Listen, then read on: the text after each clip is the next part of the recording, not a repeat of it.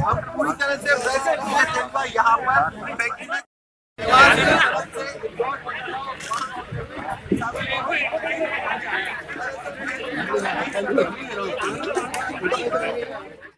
में शेर को देखी मैंने और इसको दरवाजा लगाई और फिर लड़की को उठा के। कौन था उस समय अंदर? कोई नहीं था, ये लड़का ही था अकेला। कौन, क्या नाम है इसका? रितेश। कितनी देर तक ये अंदर था शेर के सामने? आधा घंटा हो गया। आधा घंटा। और कौन कौन था वहाँ पे इसके? तीन होते हम, कोई नहीं, सब आगे खड़ा। कितनी देर तक आपके सामने रहा वो? 10-15 मिनट रहा मेरे सामने और लटका और कूदा नीचे और मैं भाग ली। और आपका क्या नाम है? आप क्या करते हैं यहाँ पे? कुछ नहीं करते, मेरे पति साबुन का काम। अच्छा, काई की फैक्ट्री है ये? साबुन साबुन की।